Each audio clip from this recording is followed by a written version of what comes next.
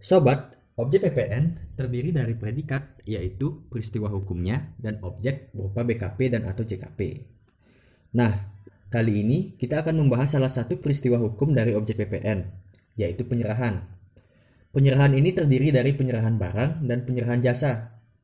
Penyerahan yang terutang PPN harus memenuhi 3 syarat kumulatif, yaitu penyerahannya ada di dalam daerah pabean, yang diserahkan merupakan BKP atau JKP dan dilakukan oleh pengusaha kena pajak. Bagaimana kalau ada syarat yang tidak terpenuhi? Misalnya, penyerahannya tidak dilakukan oleh PKP, maka tidak akan terutang PPN. Lalu, apa aja sih peristiwa hukum yang termasuk kategori penyerahan menurut UU PPN pasal 1A ayat 1? Pada huruf A disebutkan penyerahan hak atas barang kena pajak karena suatu perjanjian. Yang dimaksud dengan perjanjian meliputi jual beli, tukar menukar, jual beli dengan angsuran, atau perjanjian lain yang mengakibatkan penyerahan hak atas barang. Dan pada huruf B disebutkan pengalihan barang kena pajak karena suatu perjanjian sewa beli dan atau perjanjian sewa guna usaha atau leasing. Yang dimaksud dengan penyerahan karena perjanjian sewa guna usaha atau leasing adalah penyerahan yang disebabkan oleh perjanjian sewa guna usaha dengan hak opsi. Meskipun pengalihan atau penyerahan hak atas barang kena pajak belum dilakukan dan pembayaran harga jual barang kena pajak tersebut dilakukan secara bertahap, tetapi karena penguasaan atas barang kena pajak telah berpindah dari penjual kepada pembeli atau dari lessor kepada lease, maka undang-undang ini menentukan bahwa penyerahan barang kena pajak dianggap telah terjadi pada saat perjanjian ditandatangani, kecuali apabila saat berpindahnya penguasaan secara nyata atas barang kena pajak tersebut terjadi lebih dahulu daripada saat ditandatanganinya perjanjian. Kemudian pada huruf C disebutkan penyerahan barang kena pajak kepada pedagang perantara atau melalui juru lelang. Yang dimaksud dengan pedagang perantara adalah orang pribadi atau badan yang dalam kegiatan usaha atau pekerjaannya dengan nama sendiri melakukan perjanjian atau perikatan atas dan untuk tanggungan orang lain dengan mendapat upah atau balas jasa tertentu, misalnya komisioner. Sementara itu, yang dimaksud dengan juru lelang adalah juru lelang pemerintah atau yang ditunjuk oleh pemerintah. Kemudian, pada huruf D disebutkan pemakaian sendiri dan atau pemberian cuma-cuma atas barang kena pajak. Yang dimaksud dengan pemakaian sendiri adalah pemakaian untuk kepentingan pengusaha sendiri, pengurus atau karyawan, baik barang produksi sendiri maupun bukan produksi sendiri. Yang dimaksud dengan pemberian cuma-cuma adalah pemberian yang diberikan tanpa pembayaran baik barang produksi sendiri maupun bukan produksi sendiri, seperti pemberian contoh barang untuk promosi kepada relasi atau pembeli. Lalu pada huruf E disebutkan barang kena pajak berupa persediaan dan atau aktiva yang menurut tujuan semula tidak untuk diperjualbelikan, yang masih tersisa pada saat pembubaran perusahaan.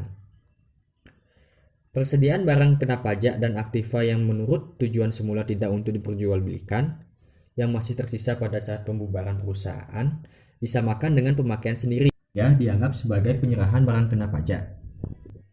Khusus untuk aktiva yang menurut tujuan semula tidak untuk diperjualbelikan tersebut hanya dikenakan pajak pertambahan nilai apabila memenuhi persyaratan, yaitu bahwa pajak pertambahan nilai yang dibayarkan pada saat perolehannya dapat dikreditkan.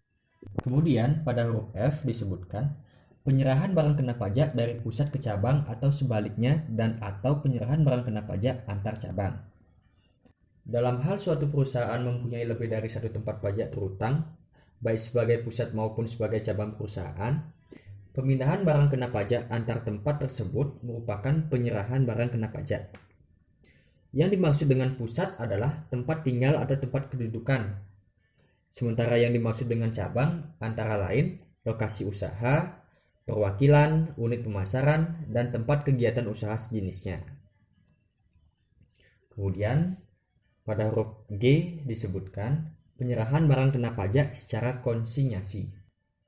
Dalam hal penyerahan secara konsinyasi, pajak pertambahan nilai yang sudah dibayar pada waktu barang kena pajak yang bersangkutan diserahkan untuk dititipkan dapat dikreditkan dengan pajak keluaran pada masa pajak terjadinya penyerahan barang kena pajak yang dititipkan tersebut.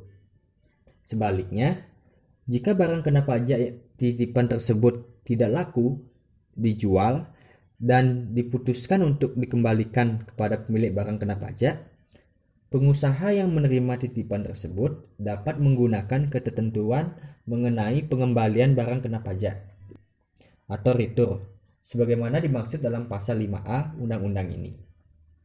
Lalu yang terakhir pada huruf H disebutkan penyerahan barang kena pajak oleh pengusaha kena pajak dalam rangka perjanjian pembiayaan yang dilakukan berdasarkan prinsip syariah, yang penyerahannya dianggap langsung dari pengusaha kena pajak kepada pihak yang membutuhkan barang kena pajak.